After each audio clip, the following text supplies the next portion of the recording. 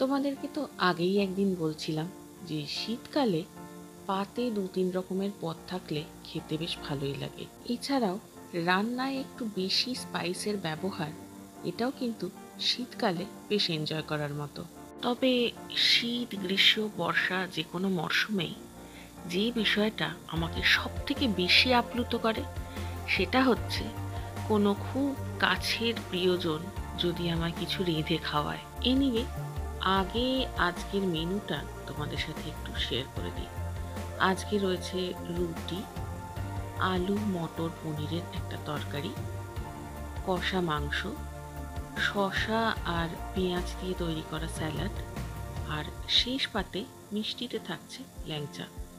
এরপর আর নিশ্চয়ই তোমাদের বলে দেওয়ার দরকার নেই যে আজকের খাওয়া দাওয়াটা বেশ জমজমাট হতে চলেছে।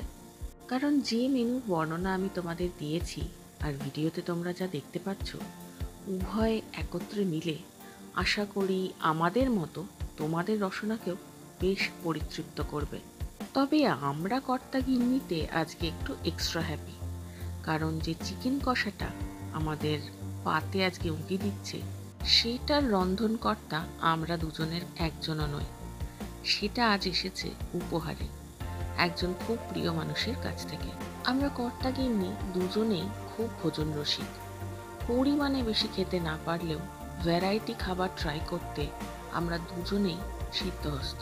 নানা রকমের খাবার নিয়ে এক্সপেরিমেন্ট করতে দুজনেই খুব ভালোবাসি। তবে সত্যি কথা বলতে কি, কেউ যত্ন করে নিজের হাতে রান্না করে কিছু খাওয়ালে আমরা দুজনেই আহ্লাদে একেবারে হেরিয়ে যাই। এই প্রসঙ্গে অনেক দিনের পুরনো একটা খুব চমৎকার নিমন্ত্রণ পাওয়ার গল্প মনে পড়ে গেল। আজ ভাবছি খেতে খেতে তোমাদের সেই গল্পটাই শোনাবো।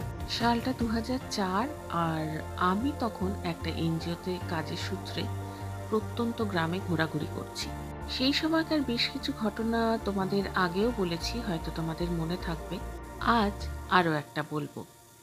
তো এই যে এনজিওটাতে আমি চাকরি করতাম, তার বেশ কিছু মহিলা সমিতি ছিল বেশ কিছু গ্রামে।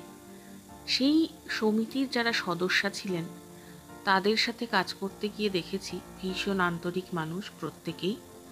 প্রত্যেকেই আমাকে নিমন্ত্রণ করে বাড়িতে ডেকে নিয়ে গিয়ে খাওয়ানোর জন্য একেবারে উদগ্রীব হয়ে থাকতেন।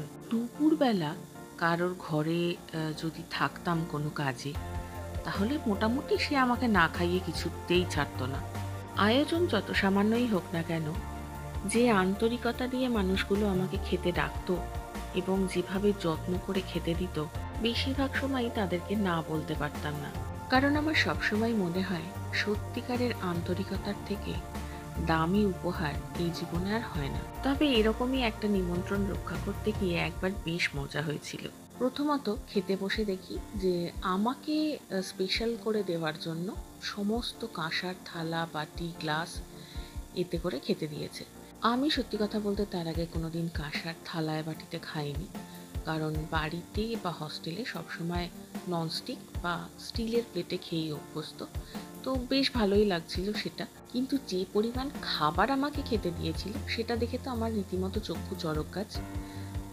একা আমার দ্বারা সেটা উদ্ধার করা সম্ভব ছিল না। আমার মতো আরও 4জনকে বা 5জনকে বসালে তাহলে সেই খাবারটা খাওয়া সম্ভব ছিল। বেশ বেগ পেতে হয়েছিল তাদের এই বিষয়টা বোঝাতে যে এত পরিমাণে খাবার খাওয়ার ক্ষমতা আমার নেই। তবে এখন সেই সব কথা মনে পড়লে মনটা বেশ ভালো লাগায় ভরে যায়। জীবনের বিভিন্ন সময় টুকরো টুকরো করে আমরা এমন অনেক কিছু পাই যার জাগতিক হয়তো কোনো মূল্য নেই, কিন্তু আন্তরিক দিক থেকে ভাবতে গেলে যা অমূল্য। আর আমি সত্যিই মনে প্রাণে বিশ্বাস করি এই সব অমূল্য সম্পদই আমাদের জীবনের আসল অ্যাচিভমেন্টস। তো এই হলো আজকের গল্প।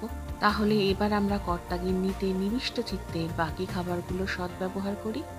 আর আজকের খাওয়া দাওয়া গল্প কেমন লাগলো নিচে কমেন্ট বক্সে তোমরা অবশ্যই কমেন্ট করে জানিও। ভালো লেগে থাকলে ভিডিওটাতে একটা লাইক দিও, সবার সাথে শেয়ার করো। আর আমাদের প্রত্যেক দিনের এই আড্ডা যদি জয়েন করতে চাও তাহলে অবশ্যই আমাদের চ্যানেলটা সাবস্ক্রাইব করে নিয়ে পাশে থাকা বেল আইকনটা প্রেস করে দিও, যাতে যখনই আমাদের নতুন কোনো আড্ডা আপলোড হবে তোমরা তখনই সেটা দেখতে পাবে। তাহলে বন্ধুরা, আজকের মতো এখানেই বিদায় নিচ্ছি। আবারও খুব শিগগির তোমাদের সাথে দেখা হচ্ছে। আগামী আড্ডায়।